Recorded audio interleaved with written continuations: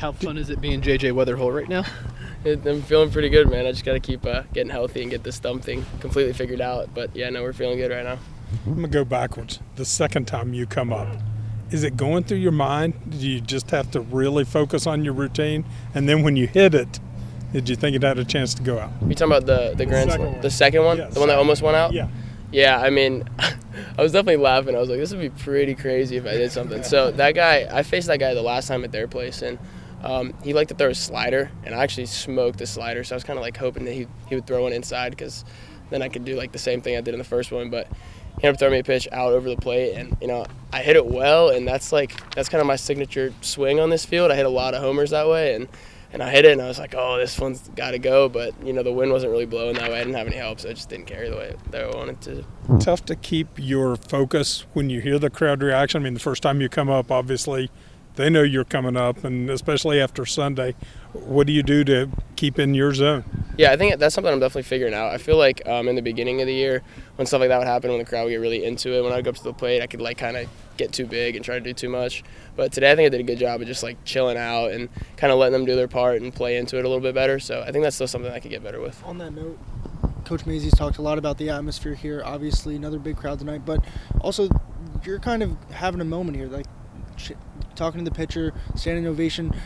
Do you get to soak it in at all? Do you try and block it out completely? Is there a part of you that wants to at least soak it in, and you're having a lot of success and they're trying to give you the support? Yeah, no, I think I honestly do most of the soaking in after the game, when I go back and watch the replays. In the moment, I'm hearing it, and I like it. Obviously, it's firing me up, but I'm really just kind of focused, laser focused on what I need to do. I would say, when I came back to pinch hit the last game, I didn't know there was the big ovation. I knew there was cheering. I didn't really know what was going on. But kind of when I got to second, I kind of took a big look at the crowd. So that was one moment where I was kind of soaking it in. You've had success at leadoff and also in the 2-hole as well. Is there a spot that you prefer, or are you just going to go out there and do your thing every day? I was talking to a couple of guys about it. I kind of like the 2-hole just because I feel like I can do more damage. Leadoff hole, it's kind of a little bit different, where it's I have to get on, and my swing, if I hit a homer or something like that, it's not the biggest deal. But when I got guys on base and I can do something like that, it can really change the game. So I like 2 a little bit right now.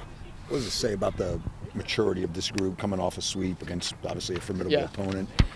Potential trap game, as Coach Mazey was just telling us, and you guys come out here and more than handle your business. Yeah, no, this was one we definitely had circled, because we gave them the game at their place, and that was one I don't really get mad about losing a lot, but that game I was fired up for some reason. It was just I was embarrassed, honestly. I hated that loss so much, so I definitely wanted to get them this time, and I think a lot of the guys kind of felt that way. We had a little chip on our shoulders today. We just wanted to take it after them, and this is definitely a game that you could let slip by just because of the sweep, but we kind of used the last game, I feel against those guys to fire us up a little bit. What was it, the self-inflicted mistakes from that game that left you feeling so upset? Yeah, we lost it. We had that game, and then we gave it to them.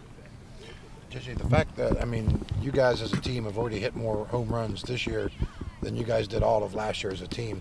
So, obviously there's more pop. Credit you and credit Grant, credit Caleb. There's different names involved in this, but the fact that you guys are able to win with some pop now, as opposed to, last year that wasn't really a big part of your guys' game, just how much difference, what does that add, I guess? No, it's awesome. We kind of talked about it before the season even started.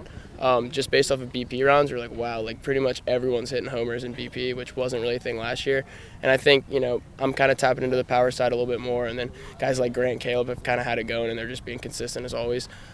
So it's definitely scary when we get to that moment. We can win the game with one swing. Last year it kind of felt like you had to get a guy on and maybe bunt or steal or something like that, and then it had to be a big hit. Now it's we can change the game one swing of the bat, and we're right back in it. So when Grant goes up with the bases loaded, do you almost expect, because obviously he's got a home run swing, do you almost expect that, okay, we got a shot for another grand slam here? Yeah, anytime he's up at the plate, just any swing could be a homer. And I think that the coolest thing about him is he could swing at a pitch in the dirt, put a bad swing on the ball, and then the very next swing is when he just hits an absolute nuke. So it's just crazy. He's just got a short memory, so he wipes that stuff, and he's ridiculous up there. You hit well last year. This year, obviously, is a different level. What over the off season do you attribute that to?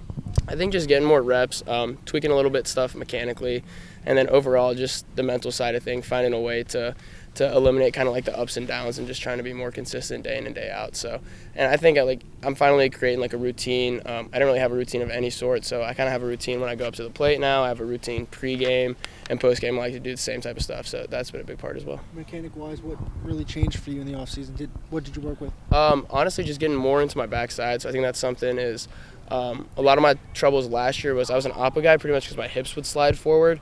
So I'd leak kind of this way, and that's why I would flare stuff. So this year I've just been trying to like feel a lot of more tension in my backside and just use that to drive some more power in it. You mentioned the mental side of things. Randy was telling us that before every game he asked you all, what is today? You guys say the biggest game of the season. Mentally, how did you guys kind of adopt that mentality going into this year? I think that's all him. I mean, that guy's a genius mentally. Like he's probably the best mental coach I've had in my life. So he does a great job of kind of reminding us, and he can sense stuff before we even sense it. So whenever we're feeling too good about ourselves, like that'll be the pregame speech. Is we could kick somebody's butt, and he'll be like, settle down. Like we got to worry about the game tomorrow. Tomorrow's a new game. These guys could come back and punch us in the face. So he does a great job with that.